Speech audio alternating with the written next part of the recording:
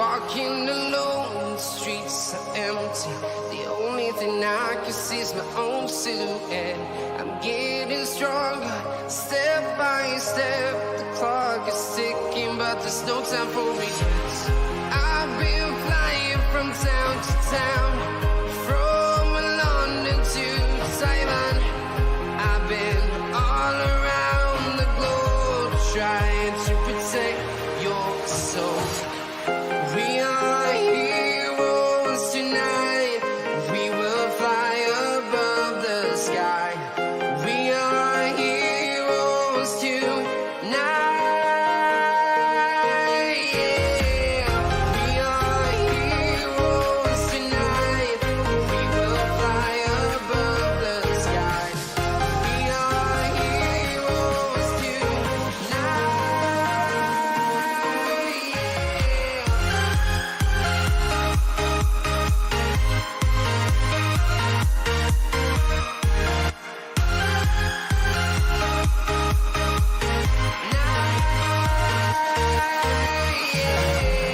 Feel like a dynamite, ready to explode right up in the sky.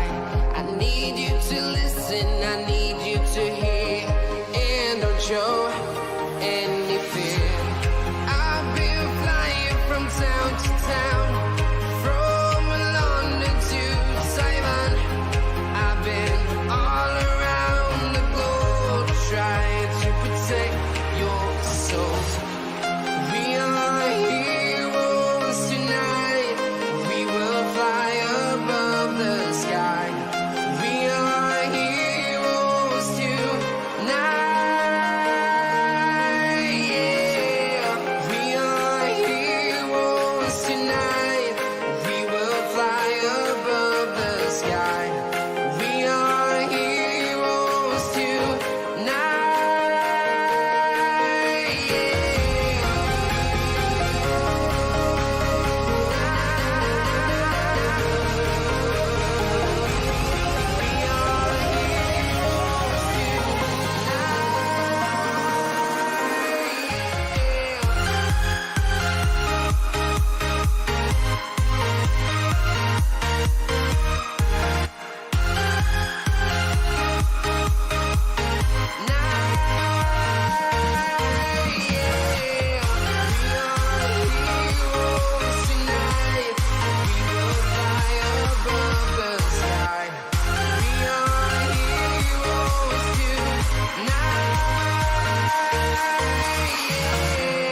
I've been flying from town to town, from London to Taiwan. I've been all around the globe, trying to protect your soul.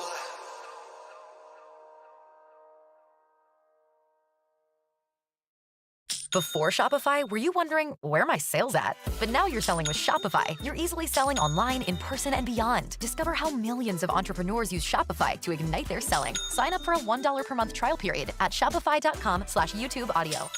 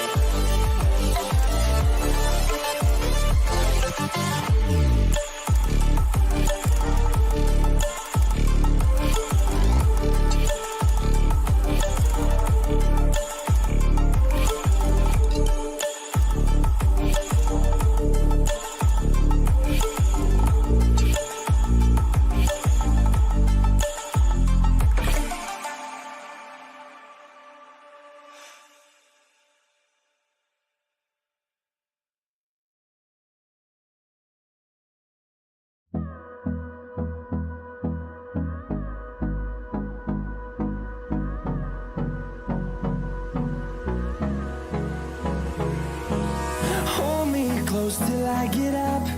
Time is barely on our side. I don't wanna waste what's left.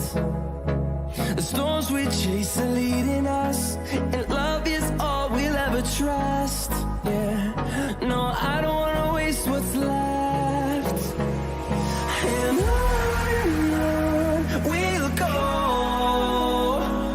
through the wastelands, through the highways, till my shadow turns to sun rays. And on we'll go, through the wastelands, through the highways, and on we'll go.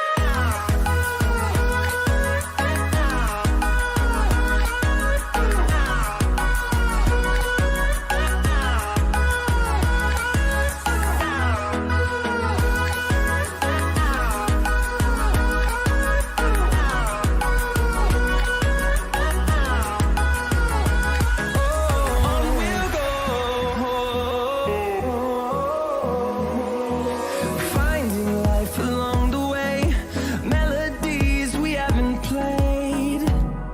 No, I don't want no rest.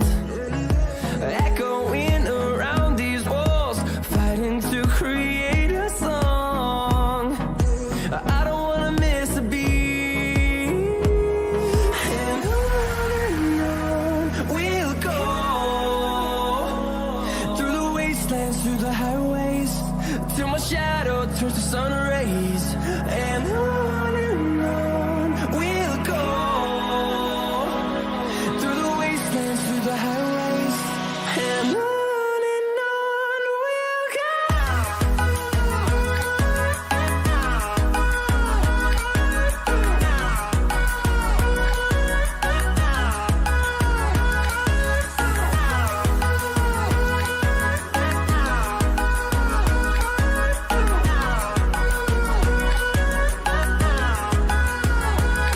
And we'll grow in number, fueled by them to see the horizon, turn us to thousands. And we'll grow in number, fueled by them to see the horizon, turn us to thousands. And on we'll go, through the wastelands, through the highways, till my shadow turns to sun rays. And on we'll go, through the wastelands, through the highways, and on we'll go.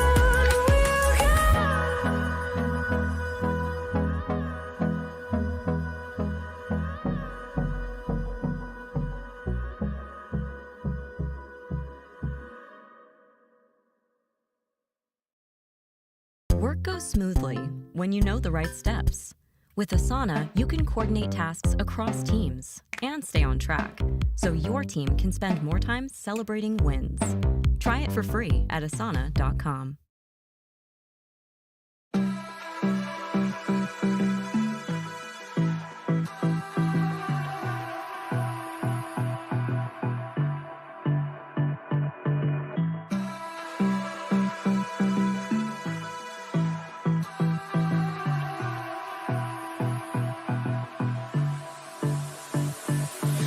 I don't know what you want.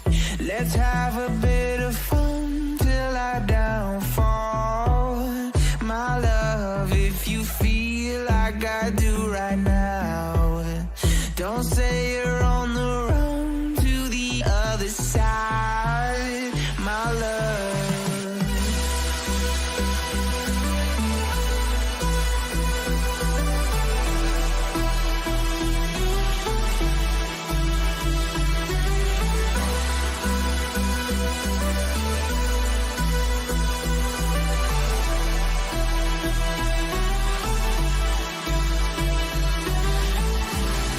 You say you wanna try, but you never do. Sugar, there's a reason why we lose. You say you wanna cry, but you never do. Sugar, there's a reason why we lose.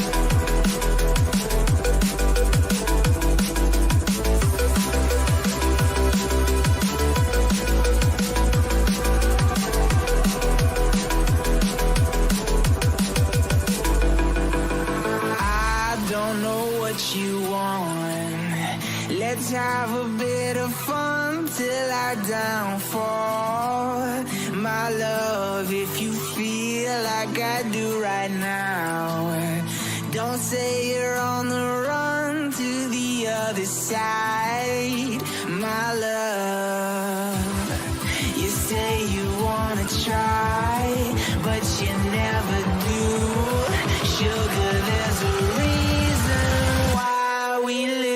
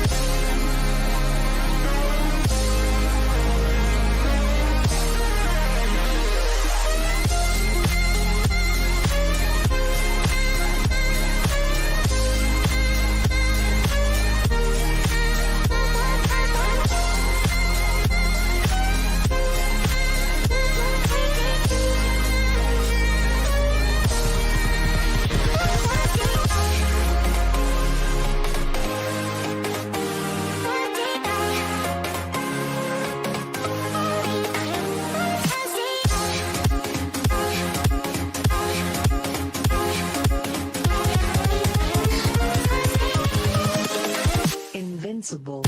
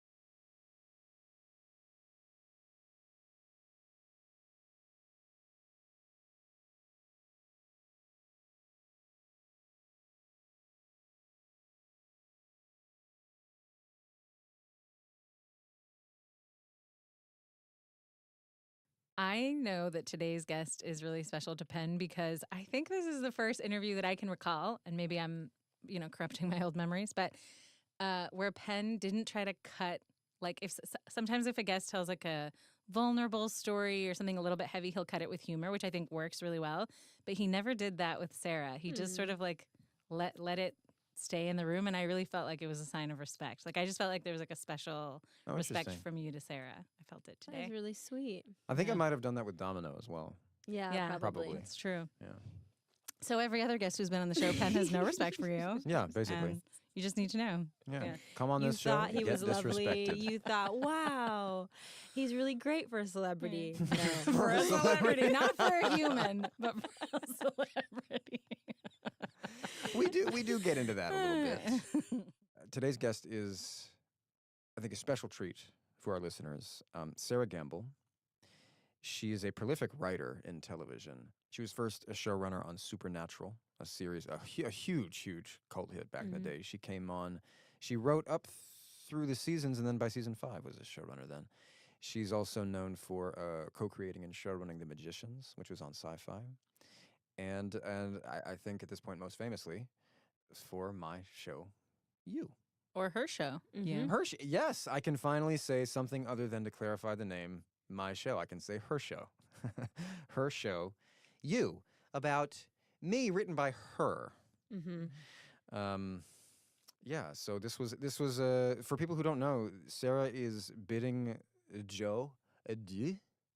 She's leaving the show after point, as showrunners sometimes do. We do have one more season for you. Don't worry, calm down.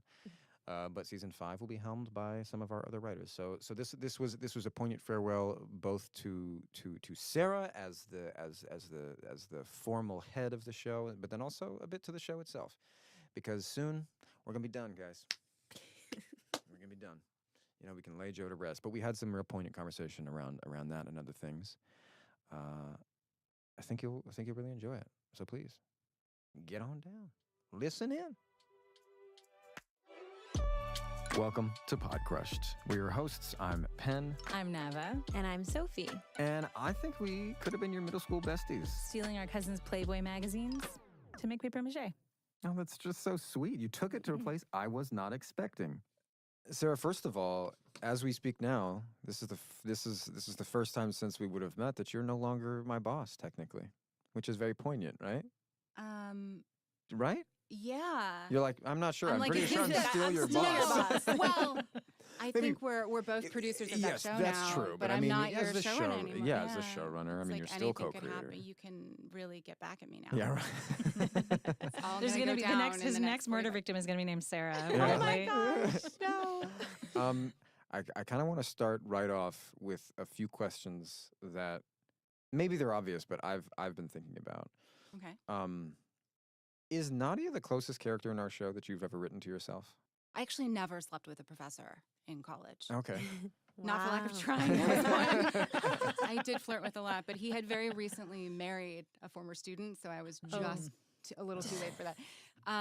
When she goes off about how most people have to be entertaining. That's what I was thinking. That, you've heard me. Yeah, that's you, soapbox. right? Yeah, but Beck is a lot like me, or a lot like I was when I was her age. Right. And in certain ways, I think love is probably the furthest distance I had to travel in a female character. Mm.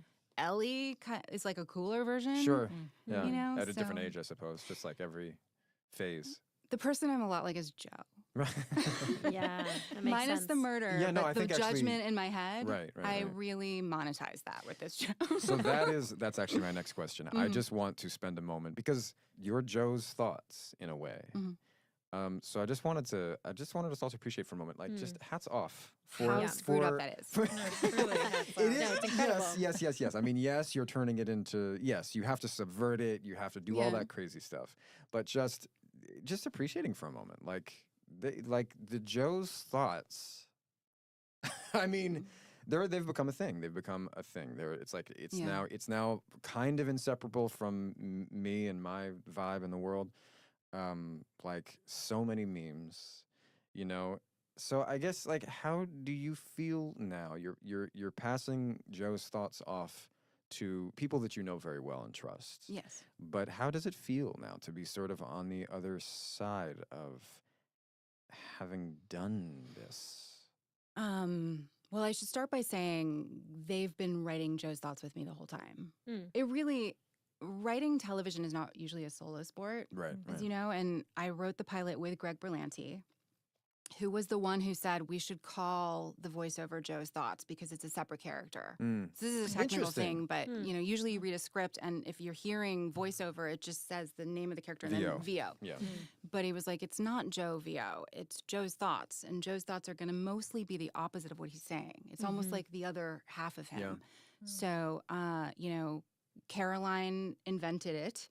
And then Greg and I worked with it in the pilot. And then when you're running a writer's room, it's like all of those people's job is to try to sound like you on the page, sound like the showrunner sounds. Yeah. So it was you know, as it evolved, and I'm sure you felt it become more confident as season one rolled on, right? You're like, you're Yeah, oh, feeling definitely. every adjustment as we make it, Yeah. right? And I So- feel like the first half of season one, there was a lot of, well, maybe season one in general, we were just finding the line.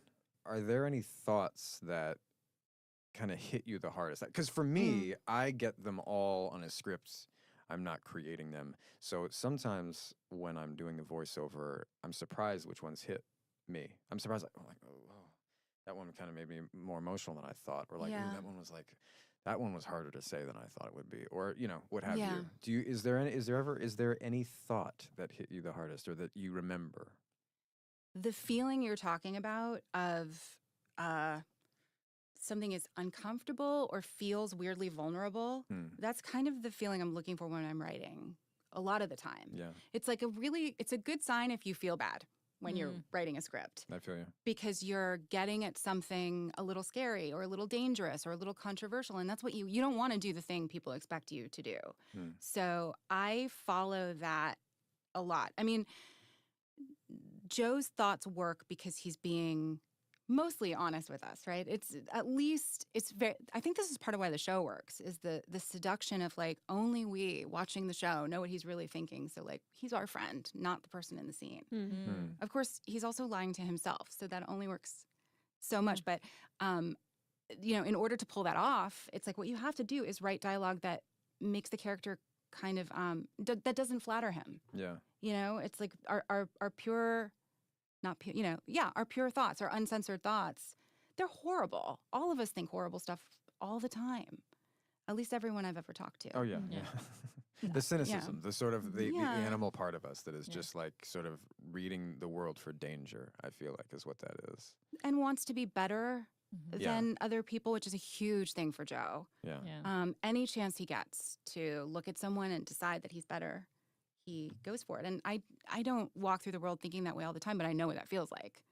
So I don't know what question I'm answering anymore. You want to repeat the question? No. I mean, look, trust me. That's how this whole podcast is going to that's- feel, Sarah. I think that is, I mean, to me, that I think about in terms of trauma, like, you know, and not to go off on a whole trauma spiral, but that is you know, it's what makes us see relationships as competition, which is the whole trope that I feel like our show is dissecting. So, I mean, you know, also I do feel like indebted to Joe specifically for having to think about this now so much and having to sort of work it out. I don't know, but I think it's actually improved the way I view relationships. I've know? learned a lot because I've had to put it into words. And when you're writing it, it's like we spend all day in a writer's room. So it's sort of a process of me learning how to say things in sentences that are sort of nascent little instincts and impulses. So I really have had to kind of state very plainly what our philosophy is on relationships for the show, which isn't terribly different than my philosophy in light. Wait, before we segue to this, though, I have to say, I remember being in post on the pilot with Greg. And it was the first time we heard your voiceover. And that, when we sat down, we were like, well, this is going to make or break the show. I hope the voiceover works. And this might be a journey. I mean, we've all seen stuff where the voiceover feels forced or Totally, yeah. just is tonally weird or sort of cheesy. And voiceover has a pretty mid reputation, It's, anyway. Yeah, it's kind of, it can be a bit sketchy, yeah. You nailed it immediately. I don't know if you were thinking something in particular the first time you sat down to do it, but I wasn't expecting it. It's like, as soon as I heard it, I was like, oh, he is like leaning in and he is sort of almost saying it in my ear. Like there was something that then our sound team really went with in terms of like they mix your voice so that it feels more intimate than any of the other sounds we're hearing. Right. Yeah. Yeah. Oh, and that's so cool. and I mean, that is how I have to do it. So, I mean, it's quiet. It is. It's really, I mean, the way they have to mix and master it and everything, it's like I get so close to the mic and I have to, I mean, usually the mic is so hot that if I have like change in my pocket or if I'm wearing something that has like any like buttons on it and I move in a certain way, like you can hear it. That's how hot the mic is and how much I kind of like, it's a very, very specific process. I've never seen you wear a button. Just want to point that out. I mean, shirt buttons. Not like I I just mean I've voted never seen button. you wear a shirt with buttons. Yeah. No, I'm teasing. Actually, the reason I don't in real life that much, except for like linen shirts, is because of Dan Humphrey. I will just another because he wore button downs. Because I wore almost exclusively button downs. Interesting. He took that from you. and I just feel like I And literally, Joe has taken hats from you. Yes. Has he? But you need them to move through the world on the subway. But I look more like Joe when I It's true. have a hat on. You just got to wear a visor now. No, you know what I found works, The horrible thing of Sun becoming hat. so much more famous for having somebody who's trying to hide. You know what's funny? I actually had figured out, and my oldest mentioned this to me. He's 14 now and really thinking for himself, has some great ideas. We went to a basketball game. He's like, wear a backwards hat. There you go. Joe would It never. worked Joe would never. so well. He would never. And what's funny is that my face is on full display, but it's just like, No. who's that nerd? Couldn't in be the that guy. Yeah, you backwards can't see hat? your hair. Your hair is We have to cut this defining because now people are going to know. They're going to And be the looking beard. backwards. I mean, We to took the be beard fair, from you. I was wearing a mask too, but I get recognized in a mask a lot. So the backwards hat Really helped. did something. Yeah. It did something. Just before we get too far off Joe's thoughts, I wanted to ask you, Sarah, because you just said that it's like it is some of your own impulses. It is like channeling into sort of those dark thoughts that we all have. Is there a Joe's thought that surprised you the most when you like even surprised yourself when you wrote it? Is there one that stands out? I mean, that's such a great question. I don't really have the Rolodex in front of me.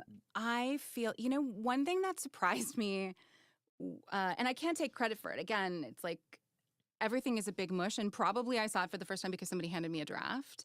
But when we pitched it, we said, he's a perfect boyfriend. And that's all he wants is to be the perfect boyfriend. And he really does check a lot of boxes. He's very romantic. He's like, I actually think I said he's great in bed. And it's like, but Joe. Not at first. Well, Joe on the show frequently has problems in bed. And that was an area that I didn't know we were going to get into. And, so that But then surprised that's me. what I brought to it. It is like a level of vulnerability that kind of like you can feel the temperature change a little bit when it's about that. So, again, like when somebody pitches something and I feel everybody tense, I'm like, let's stay here for a minute. Let's all be tense. Let's not move on yet. So, running a writer's room is the process of like subtly torturing people and then like ventilating it. And we can all just talk about what we watched this dude eat a really hot corn chip on YouTube. And then turn it up again. Penn and I recently pitched a project to someone who used to work at and he said that you and Greg pitched you to and a bunch of other places, and it freaked his boss out so much that he didn't like take the project that seriously because you guys had like done research on him on social media. Can you share that? Because it was really the way he was telling us, it was a really interesting story. But he was basically like, my boss got so freaked out he like didn't even want to look at the concept. Like that's why they didn't go for it. I'm so sorry. No. We pitched it wrong, so it wasn't on. But Netflix turned out to be the perfect. we're I all right. actually I think you think pitched we're it all right, perfectly, yeah. and it like freaked this guy out so much. Yeah. Well, it was memorable. I mean that he admitted to you that it freaked him out because everyone's just like it was great when they talk to me, but I'm like I'm sure there are places I'll never work again. It was Greg Berlanti's idea. For anybody who doesn't know who he is, you actually do. You have seen many of his shows. He's Most responsible prolific television producer ever. In right? history. Yeah. Yeah. The whole DC universe that was on the CW for a long time, and The Flight Attendant and our show and a lot of shows. And he was like, the thing that was different and special about this concept was that he wasn't Mr. Robot. He wasn't like a super hacker. Usually that guy is like, he's an everyday workaday guy, and he's better at computers than anyone you've ever met in your life. But I don't think that's what terrifies women when they walk down the street. Like, I'm not scared I'm going to accidentally run into a hacker. genius. I'm scared because it doesn't actually take a genius to destroy a woman's life. And all it takes is a determined guy with like maybe $7.99 to pay to get your driver's license information. So to prove it, we stalked one person in each room. We did make sure it wasn't the highest, it was the VP, but based on their Facebook at the time, whatever they put on social media and whatever we could garner specifically from like following to their closest friends, you're tagged in other people's photos. And so we were able to be like, so you get your hair blown out in Encino? And this is the name of your son's soccer team.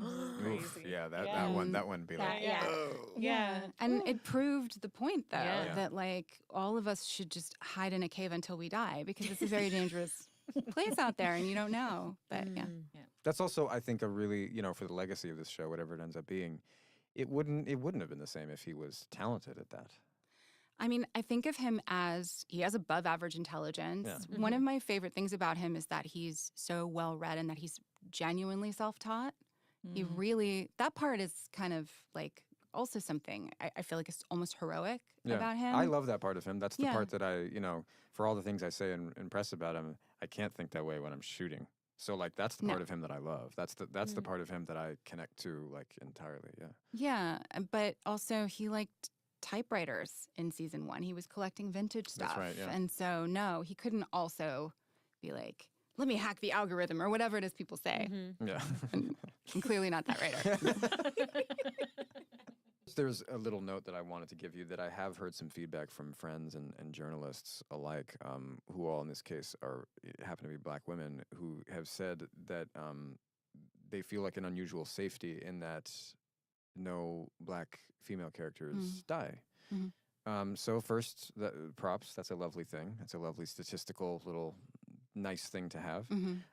When you are thinking about who dies, who doesn't, I mean, how, like, I don't, this is kind of a broad question that you'll know how to ask and answer better than I can because you know how you do it. But like, who, do you start out being like, you know what I mean? Like, do you start out knowing who's there, knowing who should die, who shouldn't? I mean, how when you're mapping out a season, how does that start? What we didn't ever want to do was like, I remember even growing up and hearing this narrative sometimes about films where it's like, well, they're kind of like really lingering on her dead body and it's naked. And they're, and it's sort of sexualizing a dead girl. And there's a long history in cinema of sexualizing and fetishizing and romanticizing women as they're being abused and murdered. And we lose credibility as soon as we do that. Like we're in this like razor thin little lane of credibility where we're saying we're going to be irreverent about the fact that he's a stalker and a murderer and he violates women in every single episode, but we're not being glib about violence against women. That's where we started, right? So the stuff that people have noticed since then, all of those things are just part of the conversation that we're having in the room and also that we're having with the actors that we cast, people like Tati, where it's like, first it was, in season 1, it was Beck, this, gorgeous blonde yoga teacher just trying to make her way in New York.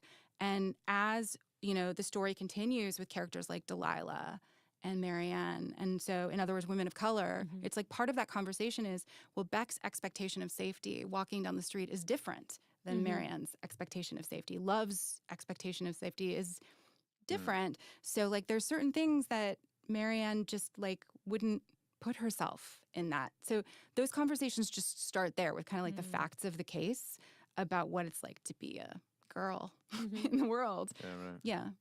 Yeah, I heard Tati, I like a snippet on TikTok of Tati Gabrielle in an interview, I think on Jennifer Hudson's show, and she was saying that it was really important for her in this season to make sure that the character of Marianne had an awareness of what was going on, because she felt like as a Black woman, as Black people, there's just a constant awareness of your surroundings and of like your safety and who you're safe with, who you're not, and that it was important for her, for the character, to have that too. I thought that was really interesting. Yeah, we've had a dialogue about it since, not even since she was cast. I was talking about it with her during the casting process, and I sort of, in cases like that, I'm kind of following the actor's lead, because it's like, I'm not hiring you so you can have some big conversation with me about, how the show's going to be received. Like, your actual job is to show up and know your lines and do a great job. But if you want to engage on this, or if it's important to you to engage on this, I will, because it's important to us in the writer's room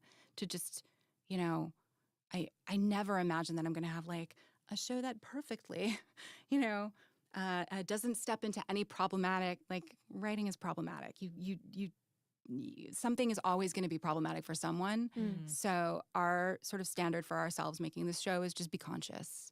Be conscious, have the conversation. Don't ever shortcut when there's something that the writer's room is just, feeling a little bit like they just want to talk about it as people.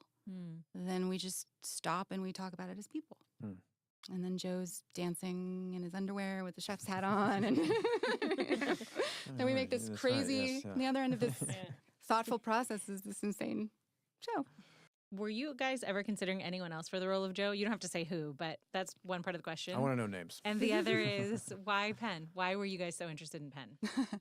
We were auditioning actors, and we also, when you're casting what we call number one on the call sheet, there's a simultaneous thing that's happening often where you're auditioning actors, and those are basically actors who are in a place in their career where they still audition. Like, Penn is not, with the exception of certain directors who anyone would audition for, I think, he's at a place, and he was then at a place in his career where what you do with an actor like Penn, who's already been a star in television, is you meet with them. You just like have coffee and you talk, and then the conversation might organically move on to the script and we might start reading it together, but it kind of depends on that chemistry. So, he's at a place where he's earned that. He's that established. But at the same time, we're reading 17 people a day, and we're talking to agents about, like, is this person who started another show, are they interested and they'd like to talk? But as soon as Penn's name was brought up, we were all like, wait, does he want to do it? Because he'd be too perfect. And it's because, I've seen you in a couple of movies, and I saw maybe the first season or so of Gossip Girl, and I just was like, but I just don't think that guy would kill anyone, And if he's a creeper, we're kind of done. Like, we don't need to make a show about a guy who fails to hide that he's a creeper. We need to make a show about a guy who fools everybody. So as soon as you were in the mix, we were done talking about anyone else. Just FYI, I'm really glad it worked out, because otherwise... Yeah. I have to start over. That's been kind of a little bit of my fear this entire time, is like, is the fact that he's so likable just mean that I'm not doing a good enough job playing a murderer? Like, is that, it'll, as an actor, when you watch yourself, by the way, you're plenty terrifying. I just think, thank you. You're not that likable, Penn, so. You're both. Yeah.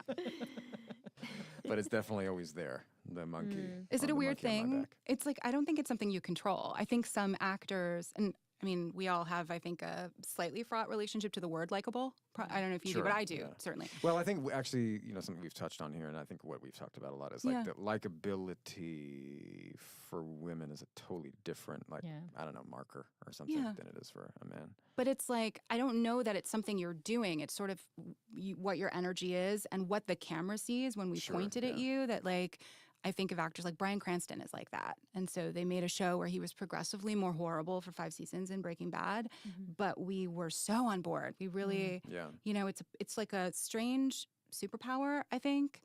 Tom Hanks, I guess, would be the Mount Rushmore of likability, right? Has he done it? Has he played? Oh, he did play the manager Elvis's in manager. Elvis, Yeah, but mostly, he could be doing horrible things and we'd just be like, I hope he gets out of this jam. And I don't know. Do you have a feeling from the inside? Is it a thing, or is it just like, whatever, my hair is curly, people like me? I don't know. And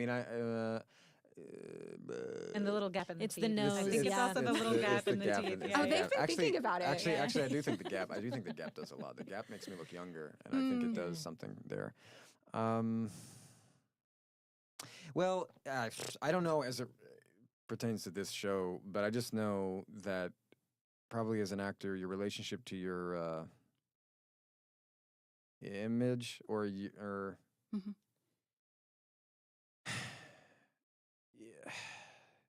I'm not really sure. My brain goes in so many places, which just means it's like it's not something I have enough perspective on. Mm. You know. I mean, that makes sense. Yeah, it it's does. like it's just It's I just think strange. It's a strange thing. I don't think I Yeah. don't think any actor can truly mask who they are. I mean, I think even like, you know, what I personally feel like I see even the actors who are sort of like renowned for transforming. I feel like I'm still seeing very much them. It's just the way in which they are is kind of intense, and so everything seems transformative when you're seeing somebody like dissociatively angry, you know. So I don't know. I have my own kind of take on all that, but I don't think you can actually mask who you are that much. No.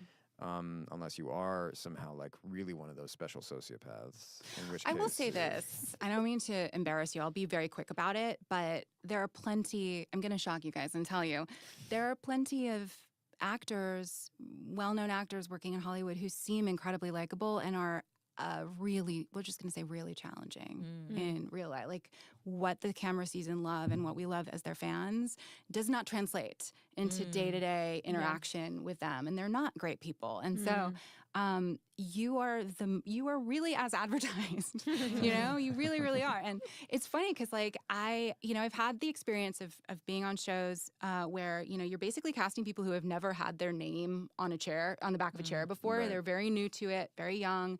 And then I've also worked just with a couple of established actors like you, and you really don't know. Like you're walking in like, well, I hope it's okay. Like, I hope it's going to be okay. And I say this to him all the time, and he gives me just exactly this look, which is not much. Like, you're the best number one I have ever worked with in my career. Thank you. You are the standard. And I hope it happens for me again. Yeah. I don't know, pay for how great this has been for the last few seasons with the next one. But like, no one will ever get away with it with me again because I'm like, but Penn manages to be a great guy while he's in every single scene. So, No, thank you. So thank you. I don't know how you do it. I But- think, well, That's as you so said, sweet, I Sarah. do. Yeah, I mean, I do appreciate that, but I do Dawn think prayers. I do think Yeah, that's probably actually it. I do think that people in my position, I do think like we get a lot of credit for not being bad. Like, and Yeah. you know, and I do think I put a lot of energy into trying to be like kind and gracious on set, especially because it's like, as you know, the person who's the number one on the call sheet does set the tone, whether they want to or not. You know? Correct. Yeah. So I do think about that, but I do think we also get a lot of credit for just not being sort of predictably unkind, Right, You or, know? or monstrous. Yeah. I know it is a weirdly low bar, almost probably insultingly low. yeah, that's but kinda what I you, mean, You but know, but- there was a But it did I ever- exists but for a reason. I mean, I think Yes, It the does, yeah. conditions, I mean, and it will, you know, as a showrunner, it will overtake your existence Wow. if you Yeah, have it's just an actor who won't like leave their tray. You know, I just Yeah. I also personally feel like while I can understand it because I've been on the other side of the line and I see kind of how the culture of the way people will treat people in my position is such that it's like it's a self-perpetuating. It can create that. Yeah. So like I get it. I've seen people like who are kind of unwillingly treated that way and then they kind of become that way because it's like you know. yeah. But whatever. I still don't really have a lot of patience for it and I don't like to be around it and it makes me so. And Did I to ever be tell you honest- about the moment I knew? The moment I knew how this Tell was, us. like, I was like, maybe you can relax and stop being so superstitious and just accept that this might be a good experience. That's what I was thinking in my head. Season 1, somebody called me and said, like, just say, probably our line producer was like, yeah, Penn was late to set. He hadn't come out of his trailer yesterday. And I was like, what happened? I was like, oh, this is the moment. And it's only season 1 and the penny has dropped, right? And he was like, yeah, he was meditating and he lost track of time. See? And I was like, oh my God. Like, I guess I did something okay in a past life. meditating or doing cocaine? Can you just confirm? Whatever it was. difference? Yeah, hot tip for up and coming actors. Call it meditating. I don't recall that, but I guess it's there. Sarah, there has been a lot of public discourse around Penn setting a boundary in the latest season. Oh yes, the famous of boundaries. you. Right. And I jeez. want to know, for you as a showrunner, what was it like to have that conversation with Penn? And I want to set the disclaimer just so I don't know if you heard, but I've been clear about how, receptive and gracious all you the were. coverage has been 100% in Sarah's corner and then 50% in Penn's, 50% against Penn. Everyone in your corner. I really, So anyway, I mean, I admire ahead. the way you've been handling that conversation. Like, predictably, when the word sex appears in the title Everybody of something, it just- will. yeah, it's and really- I do think that the discourse has gone far beyond anything that you were talking about. Yeah, it Yes, has. totally. Definitely. And about what we were talking about. I mean, I Yeah. think like Yeah. it was sort of initially a private conversation, and it's become public now, so it is what it is. But it'd be interesting to hear your. Yeah. One fun thing is we were an hour at least into the phone call when Oh, you brought it up, probably right? more. Because I I mean, pitched 'cause you the you- whole season. Yeah, and in you were fact, like, I waited to. It was something that I knew that I wanted to ask, as I've said, and I'll clarify here again. Yeah. Before we met, this was something that I even wanted to set in my own career. Didn't understand if it was possible. Yeah. Who knows what the future holds? It was just like my orientation, and therefore something I thought about. So by the time this pitch for season 4 comes along, it seemed like I was like, actually, Joe's kind of headed in this direction, maybe. So I'm gonna go ahead and see. So anyway, he definitely wasn't like in a marriage and cheating on his wife and having foursomes with her. So it was a good time to say we can reduce. yeah, It was not a very difficult conversation for me. no, Honestly, like, first of all, nobody was saying I refuse to do something. We were both just saying, like, what are we gonna, like, my job in that conversation was just to, like, pinpoint exactly what you were asking for and what was making you uncomfortable. And, like, there's a big difference, for example, between saying, I have a problem with the content of the show you're writing, and I am having this issue around my own performance, like what my job is demanding that I do, specifically with my body. And I just don't think that's a very complicated conversation for us to have, because Right. we're not in the business of saying strip down and touch someone if, that's not what you want to do. Yeah, that actually brings up how it's also not a common. It's like there's one thing I've said too is like when people bring up well, what about murder? It's like, guys, I'm not murdering anybody. At the end of the day, there's something that you can't simulate, which is physical touch. It just comes down to that. It's like not everybody has to do this in their job. It just is. It's like there's a lot of. I caught up on the negative feedback way after the fact, and then I was like, oh, okay. But people love to state so clearly as though they've experienced this. Like, why don't you just do your job? Yeah. Well, And it's I like- mean, everybody's, we're not all the same. There's stuff I won't write. So I don't Sure, take those jobs, or I'm not right for and there are things, for example, if you were like, how about a little like right-wing propaganda? Like, we'll pay you really, really well, right? I don't know. I can't, it's like, I have lines that I don't, Right. but it doesn't matter what the actor next to you is comfortable with. They may feel a completely different way about Right, what yeah. kissing, they may think it's not the same, which is fine because that's their, but you're, the two people in that conversation are me and you. We're making the show together. We were many years into it at this point. And it's just like, let me understand. My job is just let me understand the parameters and then come back with a plan. It becomes, surprisingly quickly, it becomes very technical, right? Yeah. I was the nightmare version of a conversation like that is, I just think it's bad that we murder people. Or like, I don't want this character to be in sexual situations, but you started by saying, like, I do understand the show we're making, and let's not speak in absolutes, but also I understand like the story we're telling. I'm not asking for a different story. I'm just saying this with my body. And it's like, well, it's your body. So, and since time immemorial, and it's called cinema, right? Because we do magic. It's all smoke and mirrors. And so when I came back, like the first conversation was about all this stuff we didn't even really end up needing to do, which is like body doubles, VFX, using certain angles, certain camera lenses. Just, I was like, listen, so we have this arsenal of things we can do if we need to. And how about we just like look at the scenes and talk about them, right?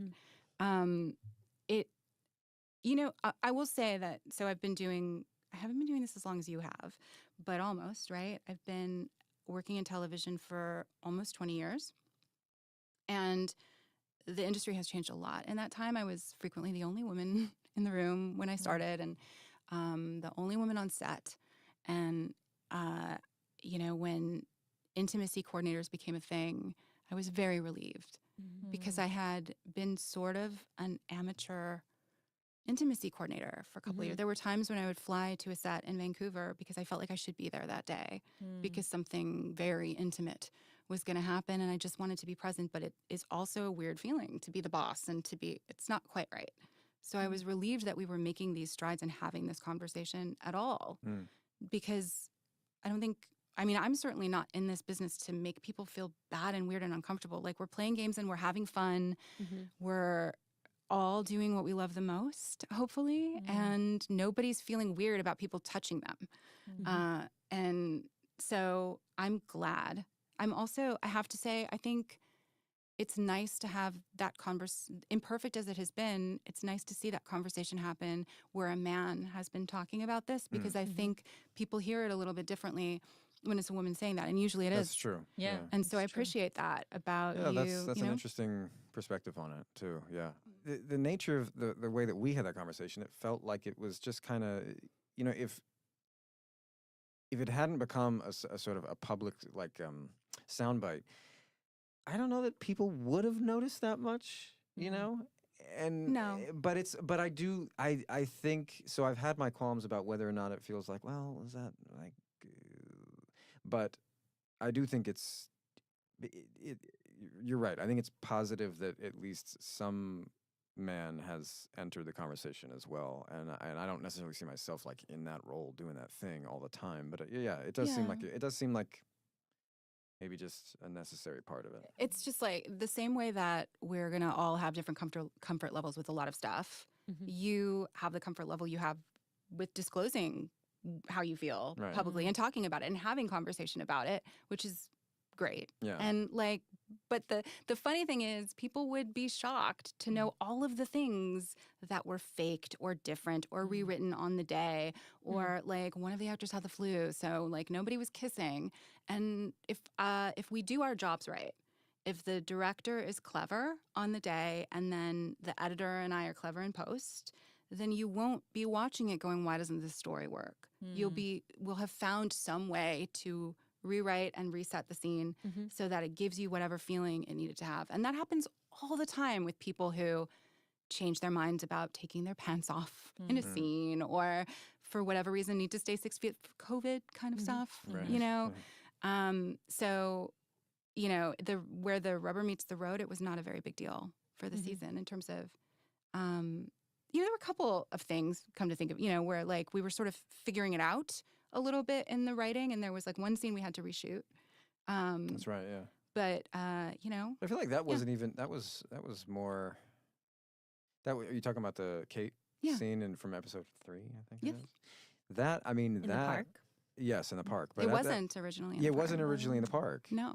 See, I went that's too far. Clever. Yeah, I'll own it. Like, I went too far, and I think part of it was that I was like, how much can I just remove these things in the scene?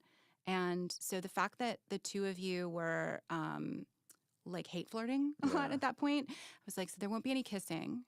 And then for whatever reason, that she was taking him into this very sexual environment, this club. Yeah. And it was just too far. It was too cold. Well, I think what it was is that was discovering like where the heart of the show is or isn't. You know, it ended up being too hateful. Yeah. Right. Which on the page, I have to say, worked. Like on the page, somehow it did make sense, and then something about the way we were bringing it to life, like it just somehow didn't track with everything else we're doing. Yeah, and also, I mean, Joe is a fundamentally romantic character, Yeah. and even if he's he like, banging someone he hates for the moment because they haven't fallen in love yet, right? Still, it has to be.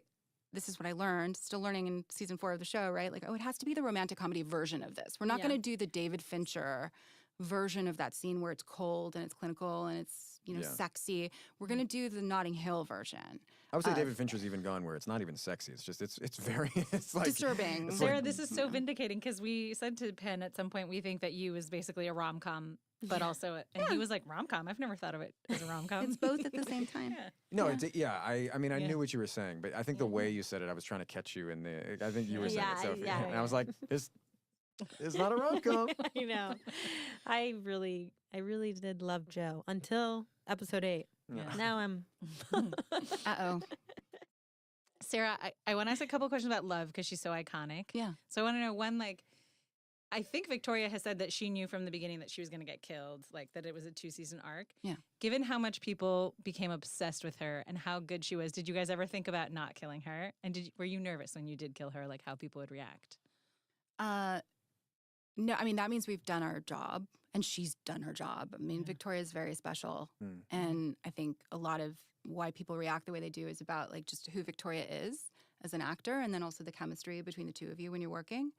But, you know, one of the things that's just true in the business now is like we used to live in a world where we made 55,000 episodes a season, right? 22. And all actors would sign these contracts for many years to be on a show. And now the world looks different in streaming, shorter orders, shorter seasons. And you can cast, frequently you can cast a more, you know, an actor that you like really want to cast. If you don't say, but I'm going to need you to sign a contract for the next 8 years of your life or something. And so when we made the deal with her, it was a 2-season deal. Like when we met her, it's like, this is what the commitment would be to do this. So I have always just sort of, we were all always just thinking of it in that box. And also like, this is what the show is.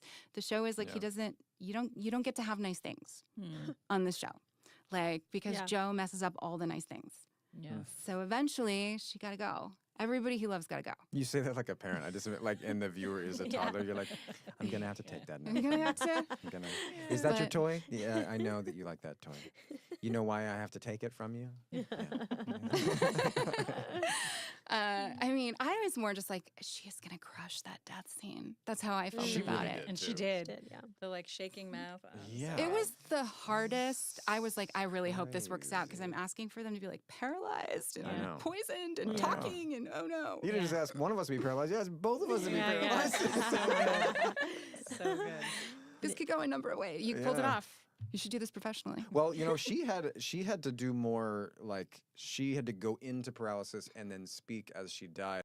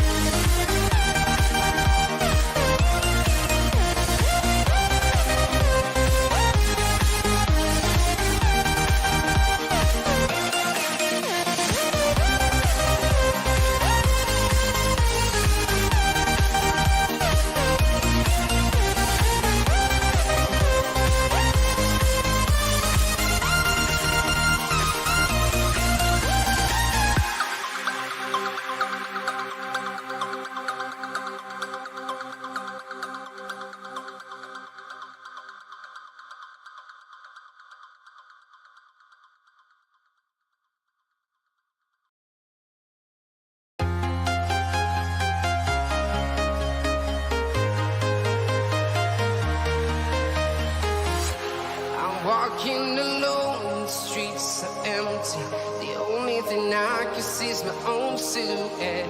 I'm getting stronger, step by step. The clock is ticking.